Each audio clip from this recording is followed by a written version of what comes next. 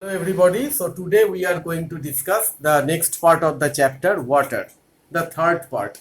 Here we are going to discuss the different in the different fields the importance of water.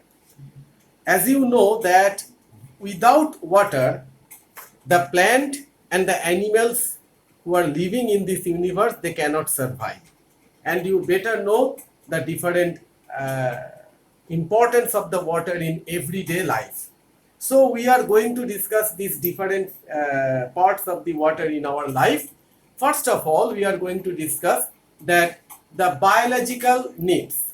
Biological needs means you know that water is a kind of liquid which can flow and it act as a good solvent. Solvent means many of the solid, liquid and gaseous substances, they dissolved in the water in a good amount. So water act as a beautiful or universal solvent in the universe. So for the application of that property, that water can flow easily since it is liquid from one part to another part and it is act as a good solvent.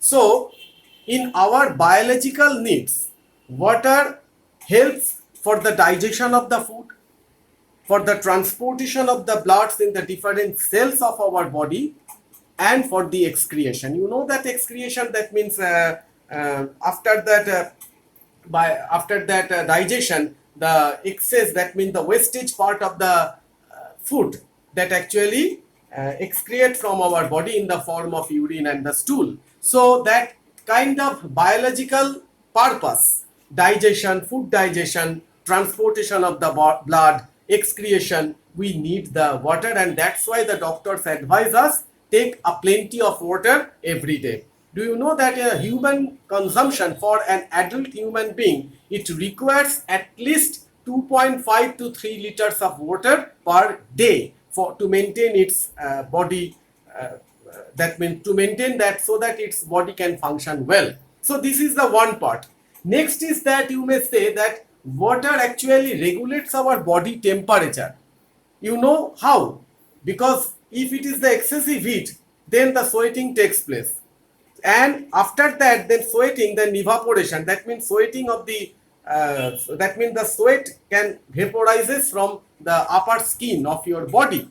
So that sweating followed by the evaporation of the sweat, that actually controls our body temperature.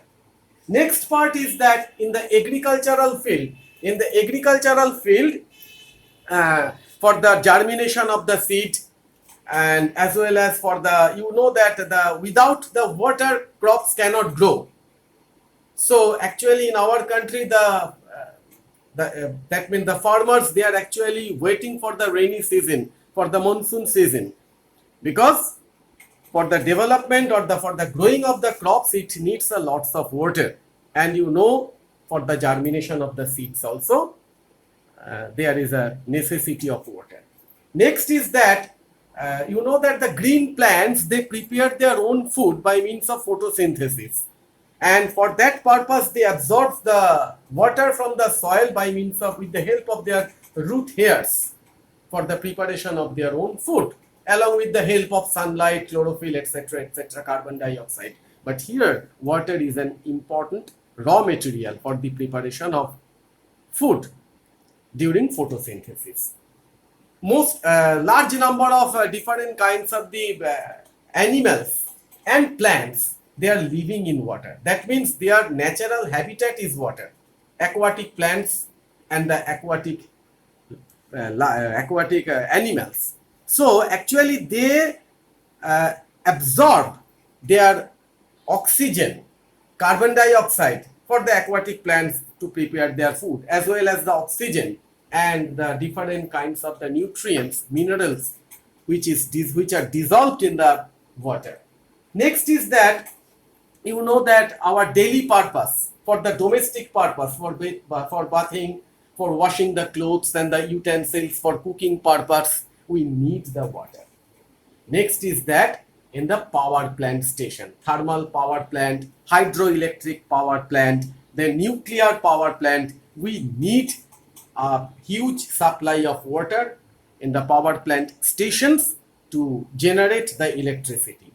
Not only that, you know that water needs for the transportation purpose also, by means of the boat, launch, steamer, ship. So it is a it is a mode of transportation from one part to another part of the city also. And not only that, water also regulates the earth's climate. So there are so many different important uses of the water. I discussed everything and you will get it in your book also. So there are 9 points. You will get more than 9 points in your book. So you memorize all the point in question.